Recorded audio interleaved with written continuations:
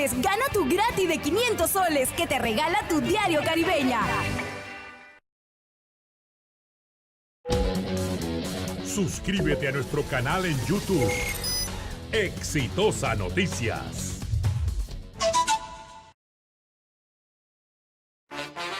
Continuamos con Philip Butters en Exitosa.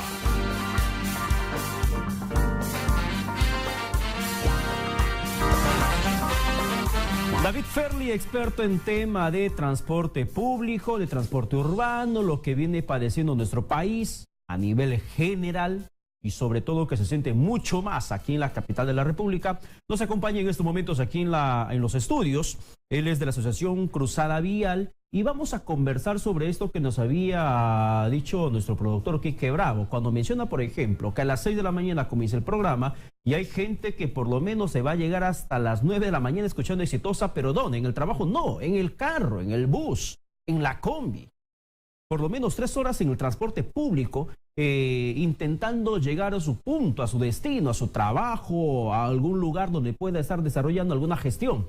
Y es la realidad caótica que a diario vivimos aquí en la capital, en mayor magnitud, pero también eso se registra al interior del país. Señor Ferli, buenos días, bienvenido a Exitosa. Buenos días, Pedro, muchas gracias. El tema del transporte urbano, si uno ve la realidad cotidiana a diario, es una situación que no solamente te estresa, sino que también a veces te lleva ya al punto, al borde de la desesperación, del colapso emocional mental, con todo lo que se padece. Claro, no, el tema del tránsito es un tema realmente muy complejo y muy completo, porque no solamente, como tú mencionas, afecta a las personas en su día a día, en el ánimo que tienen, en el estado del humor. No solamente que llegues tarde a la chamba, no solamente claro, que el tráfico te obstruye, sino también hay una afectación en la salud emocional mental de la persona. Exactamente, hay un factor psicológico ahí, y eso es aparte del tema económico, ¿no? El tiempo que uno pierde estando en el tránsito es tiempo perdido, tiempo productivo que el país no percibe porque la gente está atrapada en el tráfico y sin poder producirlo. Bueno, hay gente, por ejemplo, que pasa 3 horas, 4 horas, muchas veces en el transporte público, pasa una combi, pasa de carro en carro, pero esas horas, por ejemplo, bien podría estar haciendo algo mucho más productivo que estar sentado parado dentro de un transporte. Así es. Y según las cifras que me han facilitado Cruzada Vial, me parece que es entre el 1 y el 2% del PBI que se pierde simplemente por congestión. Si hablamos de porcentajes, ¿de cuánto estaríamos hablando en tema de dinero, de plata? No tengo esas cifras en ese momento, pero es una cantidad bien significativa. ¿De 6 cifras? Sí. ¿De 7 cifras? Sí, es una cantidad de por lo menos de 6 cifras. De 6 cifras. Sí. Estamos hablando de una situación bastante calamitosa que afecta económicamente, no solo el tema de salud, también afecta el bolsillo de la gente. Afecta en todo sentido, salud mental, salud física, emisiones, ¿no? Es un tema también de clima, ¿no? Hay ecológico, el tema del tránsito y la congestión en particular es un tema bien delicado por el hecho de que, ¿no? Afecta en varios frentes.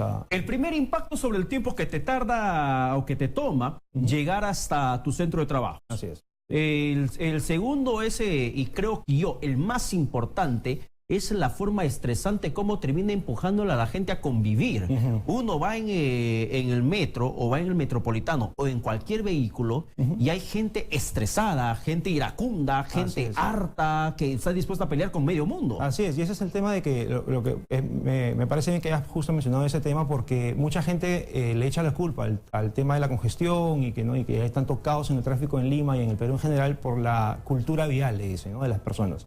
Y esa no es la causa de la congestión, sino es más bien una consecuencia.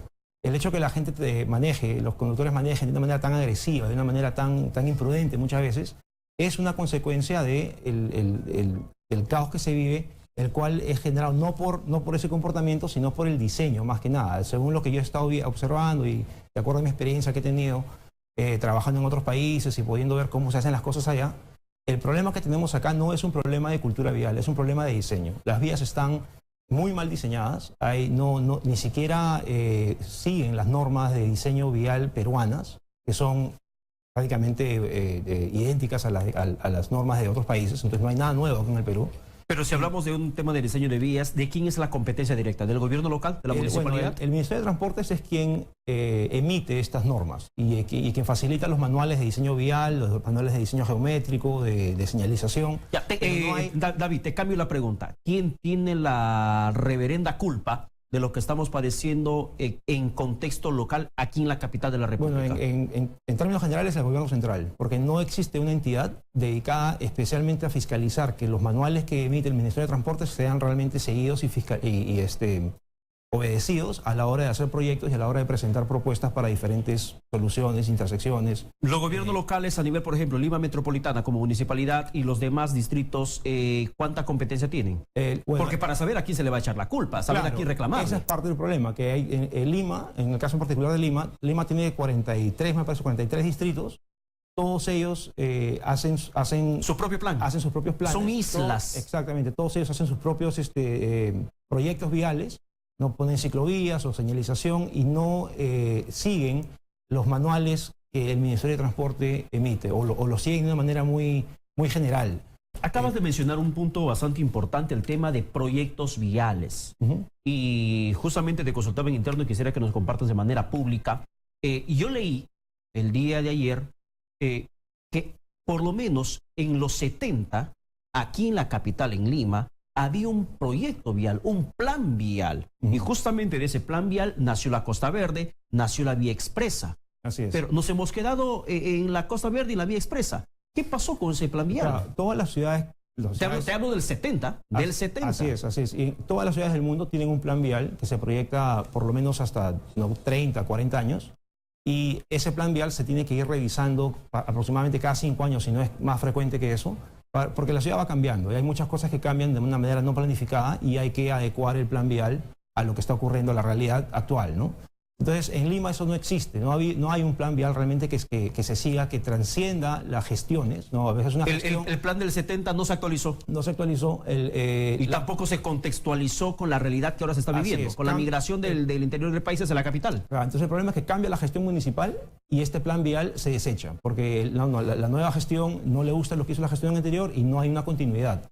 Entonces, por eso es que se necesita una entidad que sea autónoma, que no que esté al margen de las gestiones municipales y que presente un plan vial y que ese plan vial sea de seguimiento obligatorio para las gestiones, no importa quién sea alcalde, no importa que haya sido hace 10 años, ¿no? Como les decía, se va actualizando, pero el plan vial sigue siendo el mismo, ¿no? Porque si no tenemos pues una brújula, no tenemos una... Los corredores que la Municipalidad Metropolitana implementa, los corredores metropolitanos, la línea de metro, también por parte del gobierno central, han demostrado que son un paliativo, pero a corto plazo, porque mediano plazo terminó colapsado todo el sistema. Tú ves Metropolitano las estaciones abarrotadas, ves en la línea del metro abarrotado cada estación. O sea, no son soluciones al problema. Claro, y eso... Porque si en otras ciudades si en otras ciudades del mundo funciona la implementación de una línea de metro, un sistema exclusivo como un metropolitano, ¿por qué no funciona en la capital? Bueno, paradójicamente Lima es una ciudad privilegiada por el hecho de que casi el 80% de la población utiliza el transporte público. Eso es algo que muchas ciudades del mundo quisieran tener. Y ese es el tema, de que cuando uno ofrece un sistema de transporte eficiente, se hace muy atractivo para ese 80% y las consecuencias se ven que no todo el mundo quiere tomar esa forma de transporte. Por eso te dije, no se actualizó y tampoco se contextualizó con la realidad de ahora, que con la migración que hace la gente, hacemos los provincianos hacia la capital de la República, me incluyo dentro de esa migración. Claro, entonces el tema es que cuando uno ofrece una forma de transporte más eficiente, va a haber mayor demanda. Entonces uno tiene que ir actualizando, tiene que ir ampliando lo que uno ofrece al principio, se tiene que ampliar para ir adecuándose a lo que va llegando a la gente, ¿no? El mismo tema ocurre con el diseño vial. El problema es que en el diseño vial no es tan fácil o no es tan no es deseable que la gente realmente... Bueno, pero David, para comenzar, ¿hay un diseño vial? ¿Existe un diseño vial?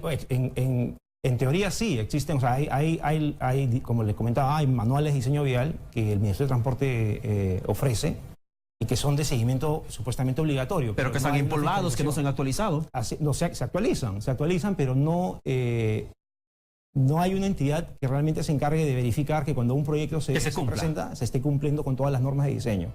Y eso se ve en muchas obras que hemos visto, actuales, en las cuales el diseño vial, y es muy fácil para una persona que entiende de diseño vial verificarlo, no se cumplen los criterios de diseño vial que están en estos manuales. Entonces, por ejemplo, hay distancias que deben mantenerse, distancias de aceleración para los carriles de entrada a las carreteras. No se cumple con eso. Cuando tienes dos carriles que se juntan para seguir en una sola vía, si son, por ejemplo, dos carriles en cada lado y se están juntando, tienen que ser o 4 carriles, o sea, la nueva vía tiene que tener 4 carriles, no, lógicamente si estás juntando 2 con 2, tienen que haber 4, y en el peor de los casos tendrían que ser 3. Pero acá no se ve eso, se ve que se juntan 2 carriles con 2 carriles y continúan con 2 carriles. Entonces, pero al respecto a eso, por ejemplo, lo que se me viene a la mente, justo con el ejemplo que estás haciendo, eso es lo que sucedió con el tema de la 28 de julio, implementado por Castañeda en cuanto entró al gobierno, de manera improvisada para muchos. Porque hay un tramo que precisamente hay 2 carriles y cuando hay un giro que tienes que hacer, la vía se reduce. Hay una curva, pero la vía se reduce solamente a 2 carriles. Hay un congestionamiento que de por sí se va a dar, porque hay una carga vehicular y le estás metiendo por un embudo. Exacto. Eso, por ejemplo, es problema de quién, de la Municipalidad Metropolitana, que no diseñó adecuadamente, si es que existió en algún momento algún proyecto, o del gobierno central, que no hace respetar el diseño vial que necesita la población. El problema es que no hay una entidad que se encargue de verificar que ese diseño esté bien hecho. Claro, la municipalidad contrata a una empresa de ingeniería para que le diseñe la obra.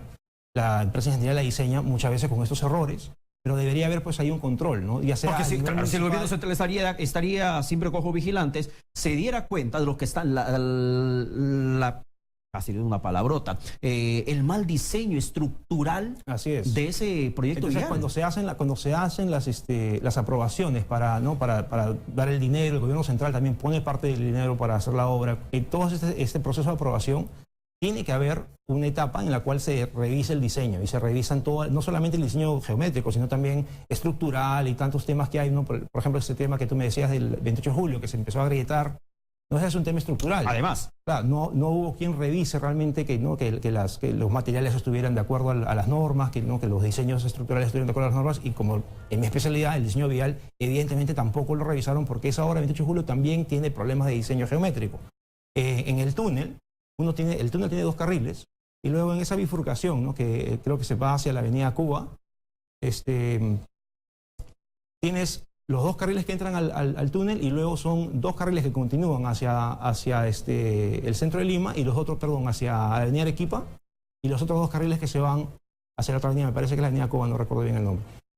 Y son 2 carriles que se separan en 2 y 2 para el otro lado. Entonces, si uno está en el carril izquierdo, por ejemplo, uno ve cómo está diseñada la vía, y según el diseño te dice que tú puedes girar hacia la derecha estando en el carril izquierdo, ¿no? Y el que está al carril derecho, él ve que puede girar a la izquierda a pesar de que está en el derecho. Entonces ahí ese entrecruzamiento y se genera ese conflicto entre los conductores, se genera animosidad entre conductores, y todo este problema que estamos viendo, ¿no? De las personas que manejan agresivamente, y es realmente la causa de esto es este mal diseño, ¿no? Ahora, las comparaciones son bastante odiosas, pero ¿qué es lo que pasa, por ejemplo, en Santiago de Chile? No he tenido la suerte de trabajar en Chile, pero según tengo entendido, en Chile sí existe este tipo de institución. Hay un sistema de transporte mucho más integrado. Aparte de eso, hay un mejor control en lo que es el diseño vial y las obras de infraestructura vial. Bueno, yo tampoco estuve en Chile, no puedo dar mi palabra como experiencia, pero sí lo que diferente información, por ejemplo, te refiere, más de una información lo que pude leer, que tú agarras, por ejemplo, el Metropolitano en el contexto limeño. Agarras el Metropolitano, te bajas una ruta limitadora que te lleve directamente al metro, por ejemplo, a la línea de metro. Y en este caso, acá en la capital no sucede, acá en Lima no sucede. Tienes que agarrar por lo menos una combi que te lleve del Metropolitano en el Matelín, y por lo menos que te lleve a una estación que esté por estación Atocongo o por San Juan. O sea, hay toda una distancia marcada que complica y dificulta mucho más el sistema de transportes. Así es. No, definitivamente tiene que haber un sistema integrado, ¿no? Y eso es lo que no se hizo durante esta última gestión. No se siguió trabajando en este tema de integrar las diferentes líneas de metro, las diferentes líneas de buses, y tratar de poner un poco más de orden en el transporte público. Pero ¿cómo armonizar ahora todo esto? Estamos en una contienda electoral, La gente si sumamos las horas de viaje en una combi, un metropolitano, en un tren, estamos sumando por lo menos años de vida nuestra que podríamos estar produciendo en familia, en una situación de esparcimiento o trabajando, la pasamos dentro de una cabina de viaje. ¿Cómo armonizar esto o cómo emplazar a los políticos que quieren llegar a la alcaldía metropolitana para que pongan en contexto la realidad que estamos pasando? Lo que hay que darse cuenta primero es que lo que tienen todos estos diferentes modos de transporte en común, ya sea bicicleta, a pie, ¿no? Auto privado o transporte público, es que todos utilizan la red vial. Y ese es el principal problema que tenemos en Lima y en el Perú en general, es que la red vial no está bien diseñada, no tiene, como les decía, no sigue los mismos, ni siquiera las normas y los criterios de diseño que el Ministerio de Transportes exige. Entonces, lo primero sería eso, ¿no? Revisar y asegurar que todas las obras que vienen en el futuro y las que ya se hicieron sean corregidas y las que vienen en el futuro que sean bien diseñadas para tener una buena base o para poder empezar a implementar todo lo que es, ¿no? Sistemas integrados de transporte. El red vial, bicicletas, las ciclovías, el tema del transporte privado, de los carros, automóviles, camionetas. Eso es lo que precisamente te quiero preguntar también luego de la pausa. Vamos a la pausa y volvemos con este tema sumamente importante que estamos tocando aquí en Exitosa sobre el transporte público en nuestra capital. Pausa y volvemos.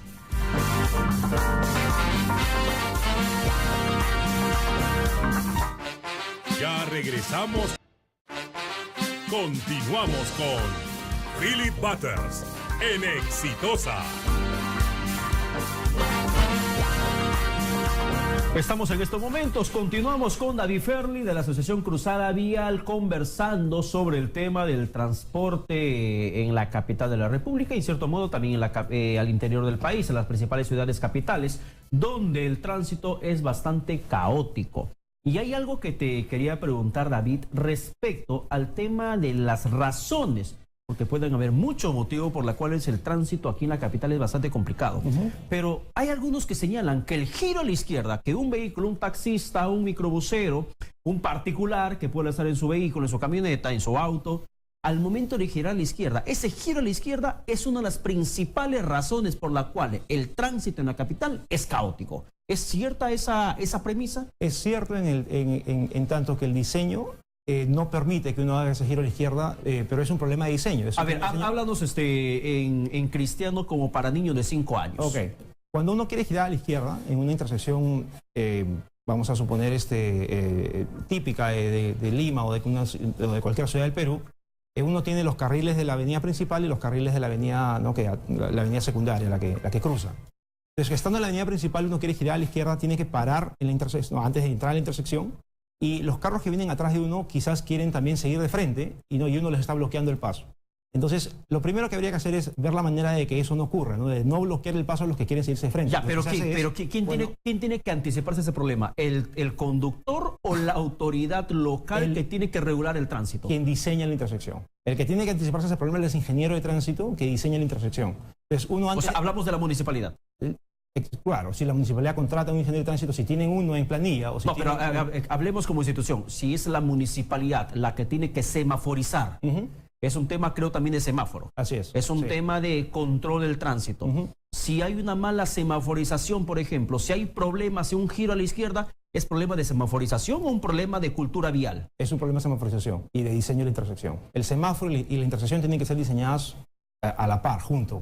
No se puede diseñar un semáforo por un lado y la intersección, o sea, se diseñan juntos, la intersección. O sea, y ese diseño lo hace la municipalidad, indistintamente a quién pueda contratar. Así es. Pero si contrata un ingeniero especializado, lógicamente que va a ser óptimo. Claro, entonces... Pero si te mete a cualquier mercachifle esa área, simplemente va a ser una desgracia. Aparentemente es lo que estamos viendo, ¿no? Porque tenemos, como te decía, intersecciones que hay bastantes giros a la izquierda y no se les provee un carril exclusivo o uno, a veces se necesitan 2 o a veces hasta 3, carriles que estén hacia un lado para que no interfieran con el flujo que se sigue de frente, ¿no? Entonces, mientras que uno espera a hacer su giro, no estás bloqueando la intersección, no estás bloqueando al flujo de los que quieren seguir de frente, y ahí esperas a que el semáforo, ahí es donde está el semáforo, te permite ese giro. Entonces, el semáforo debería tener una fase exclusiva para que el giro pueda hacerse sin ningún tipo de conflicto con los vehículos que vienen en sentido contrario o con los peatones que están cruzando la vía secundaria, ¿no? Donde uno quiere entrar. David, esa explicación que nos está dando, ahora mismo los candidatos políticos que están aspirando a un sillón municipal distrital o de la capital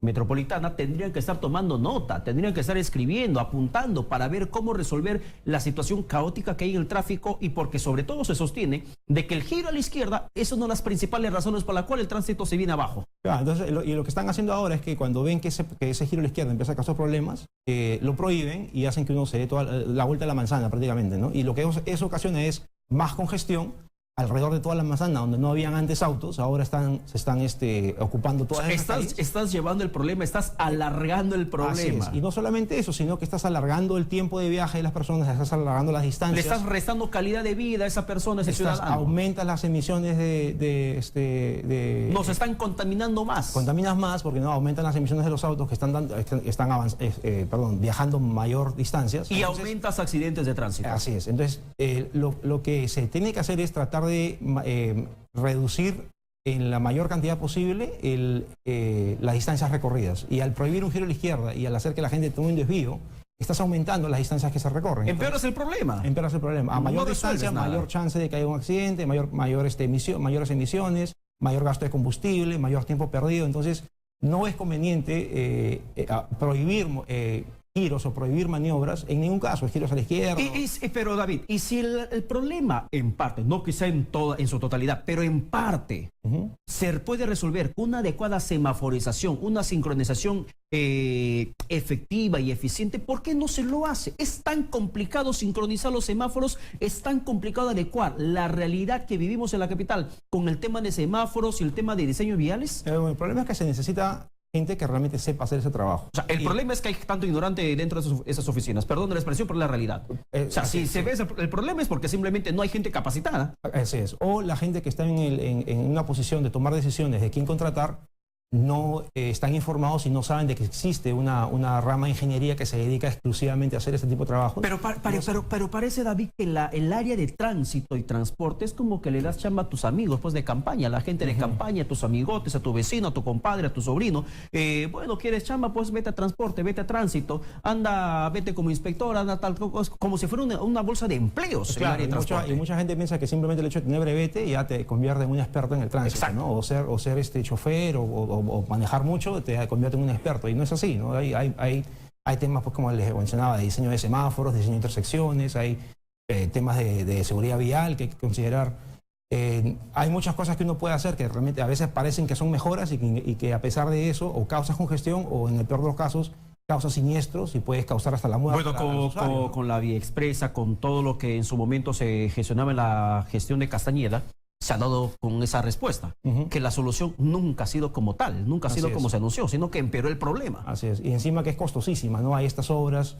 Millones de soles, cientos de millones dilapidados, tirados al agua, con proyectos viales que solamente terminan empeorando el transporte público. Así es, y eso es inaceptable, ¿no? Entonces, la solución no es más cemento, ¿no? La solución es soluciones realmente pensadas. En muchos casos, en vez de estas megaobras que han hecho, por ejemplo, el puente Benavides, o 28 de julio, o la ampliación que querían hacer en la avenida Namburú, estos problemas hemos comprobado con Cruzada Vial, hemos hecho estudios, hemos hecho análisis de tránsito, que todas estas obras pudieron haber sido, pudo haber habido una mejor solución con un gasto muchísimo menor, en muchas veces hasta 10 veces menor de lo que se... Me decías, has estado tú en Estados Unidos trabajando también este proyecto. ¿Cómo se resolvió el problema? La crisis, el caos, ¿era similar al de la capital? ¿Era en menor proporción, mayor proporción?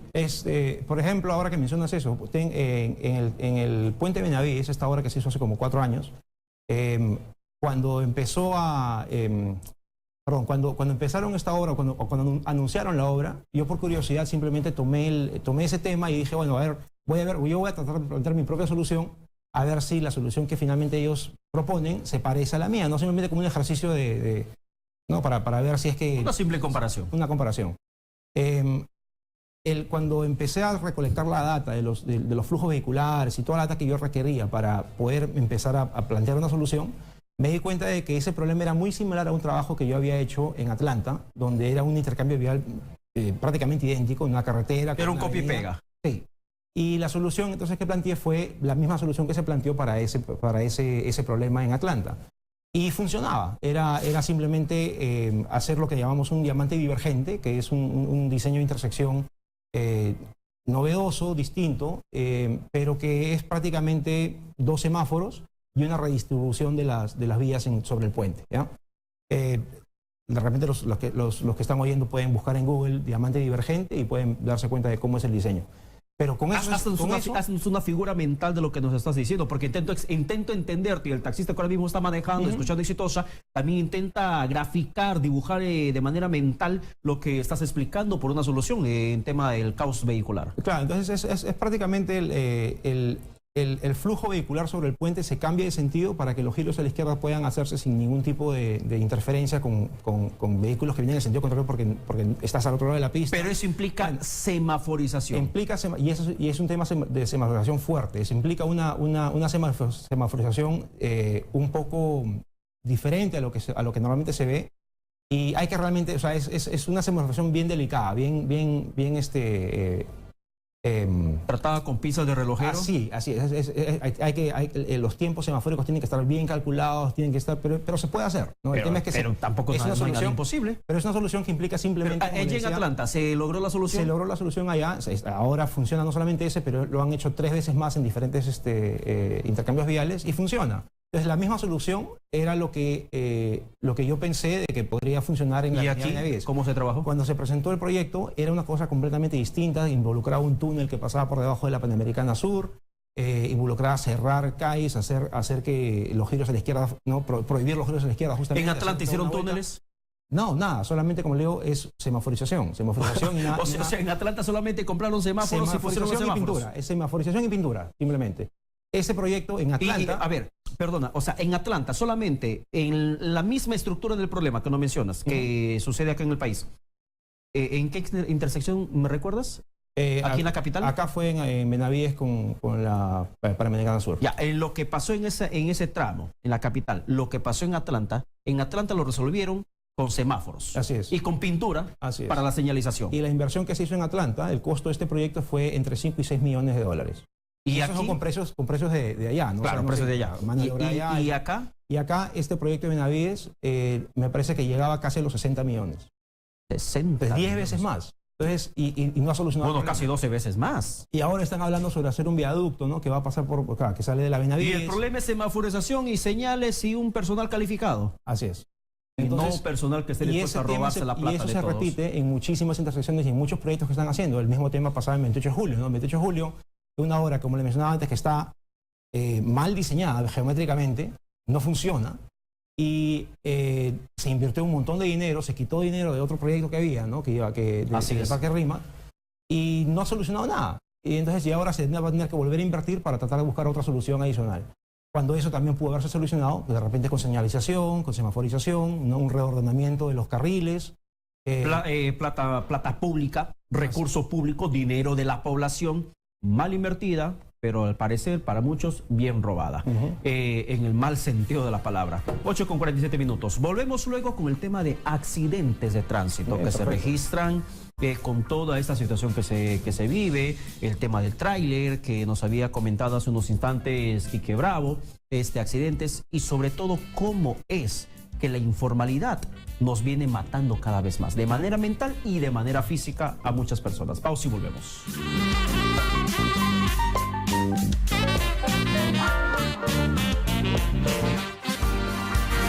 Mañana son las 8 de la mañana, en estos momentos con 49 minutos estamos conversando mientras usted está en el metropolitano, quizá está en el taxi, está en la camioneta con la familia o está quizá yendo rumbo al trabajo. Estamos un poco intentando ilustrarnos sobre la situación catastrófica que muchas veces se registra en las calles avenidas, jirones o los pasajes de la capital de la República con el tema del tránsito y el transporte urbano. Accidentes de tránsito, lo que se registra de manera constante. No hay día que los noticieros, los periódicos, no informen de la muerte de una persona, el accidente de otras personas. ¿Esto a qué se debe? Bueno, nuevamente esto volvemos al tema del diseño vial. Los accidentes de tránsito en gran medida son debido a un diseño vial o a alguna deficiencia de la vía. David, te pregunto a qué se debe, aunque puede parecer una pregunta tonta, estúpida. O sea, sabemos el caos del tránsito. Pero ¿a qué se debe? Te pregunto porque muchos culpan, por ejemplo, al chofer, la imprudencia del chofer, que la excesiva velocidad, la imprudencia del otro que se cruzó, o el que no vio el semáforo. O sea, exactamente no tienen toda la culpa los choferes. Así es. No, claro, y accidentes de tránsito, siniestros viales hay de todo tipo, ¿no? Y hay miles de causas distintas que se pueden evaluar para tratar de determinar cuál es la verdadera causa de un siniestro. Pero la ingeniería de tránsito también se ocupa en una de sus funciones más importantes, es el tratar de mejorar la seguridad vial. Y, por ejemplo, cuando diseñamos semáforos, al diseñar un semáforo uno tiene que calcular, pero con sumo cuidado, la duración de lo que nosotros llamamos los tiempos de duración de la luz ámbar y del todo en rojo, ¿no? Entonces, ese es el tiempo que te permite despejar la intersección, se llaman tiempos de despeje. Despejar la intersección para asegurar de que no hayan pues choques, ¿no? dentro de la intersección, que son justamente los choques más peligrosos que se pueden dar en un contexto urbano. Y ahora, entonces, mira, me hablas del tema del semáforo y he visto, por ejemplo, casos de semáforos que en muchas ocasiones te marcan el tiempo, 90 segundos en el retroceso, en ese intento de ganarle al tiempo que te está marcando el semáforo, mete, como dicen los choferes, ponen fierro a fondo y terminan acelerando y terminan impactando. Claro, entonces uno ve que le faltan pocos segundos para que termine la luz verde y ya uno trata de acelerar o de apurarse para poder pasar, mientras que el otro que ve que ya le falta poco para que le den la luz verde, ya empieza a poner primera, empieza a avanzar, ¿no? Y empieza a arrancar para entrar en la intersección. Y cuando ocurre esa combinación de factores, es donde se presta para que ocurra un accidente, especialmente si no está bien calculada la luz ámbar. Claro, pero, ahora, pero ahí pareciera ser que ese cronómetro que va en retroceso es una trampa mortal. Exactamente, ya eso iba. Entonces, y es justamente por eso que en muchos países, el Perú inclusive,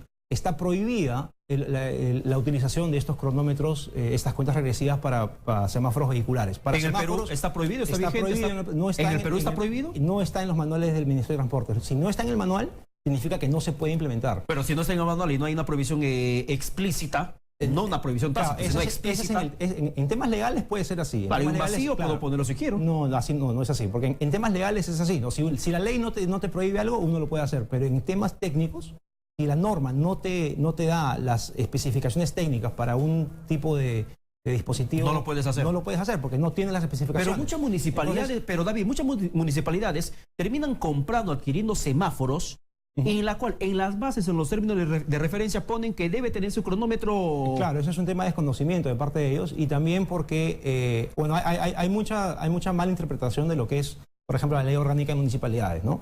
La Ley Orgánica de Municipalidades dice que la municipalidad tiene la autoridad de normar en temas de transporte y de tránsito. Ellos lo interpretan como que tienen la autoridad de inventarse reglas de tránsito, ¿no? Y este tema del cronómetro es una de ellas.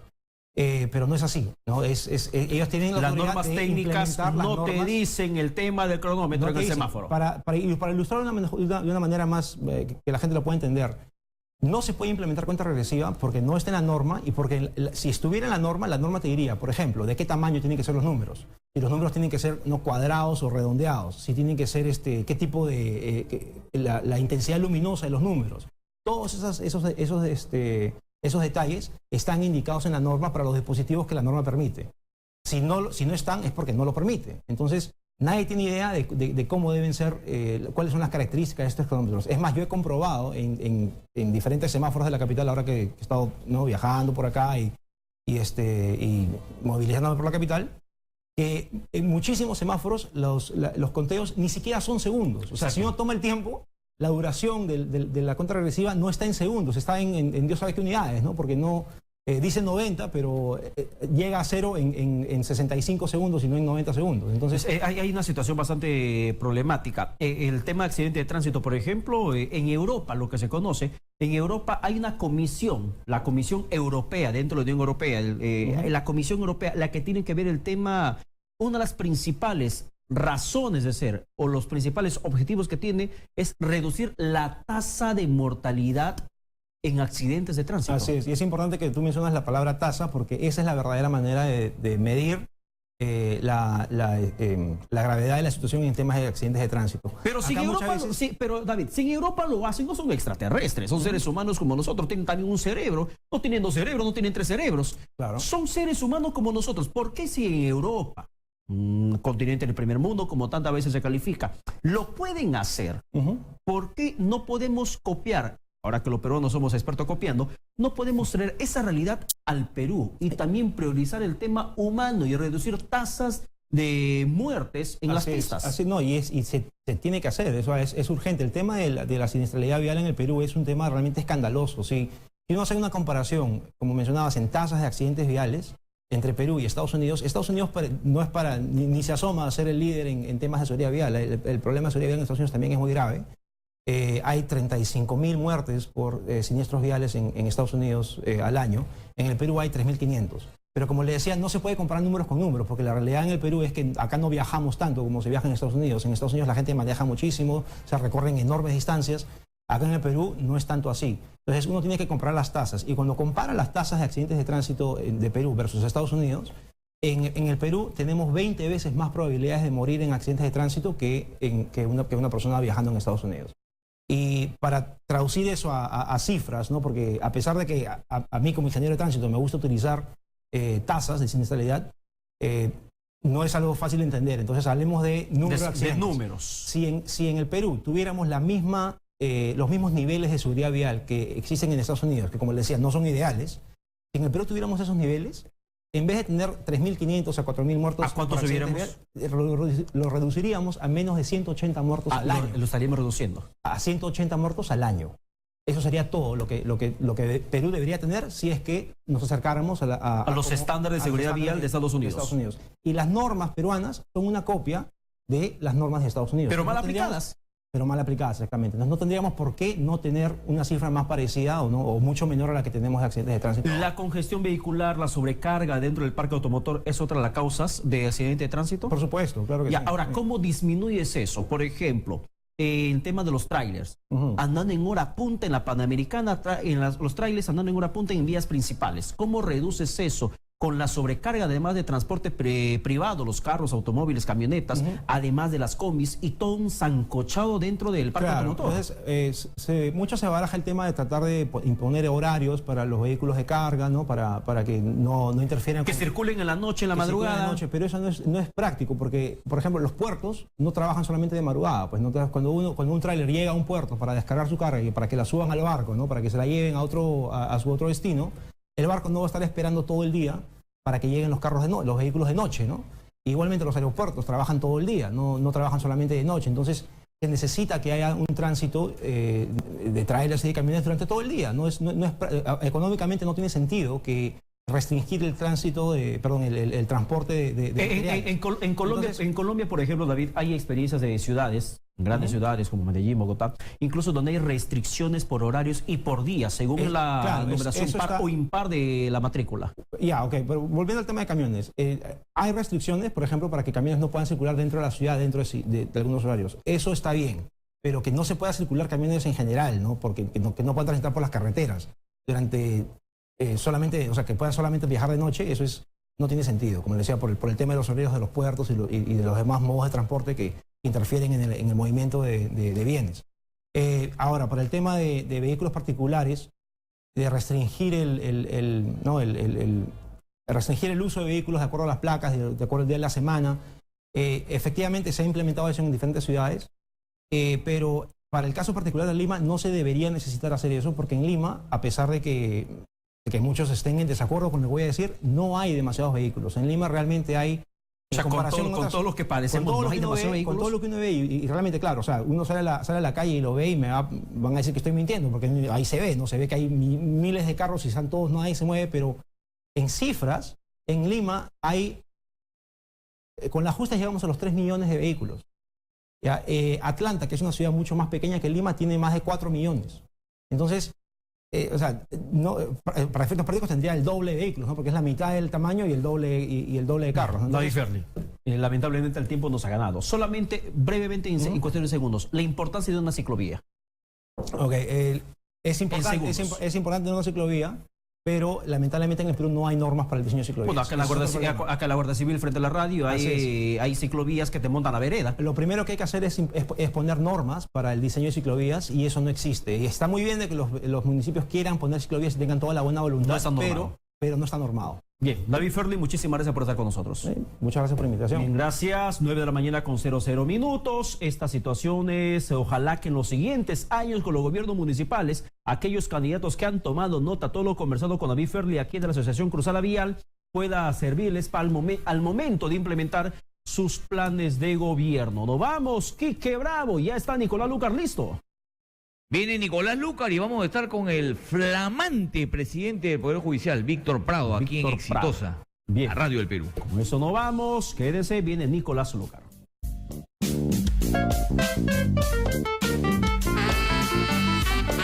Hemos presentado Philip Butters en Exitosa.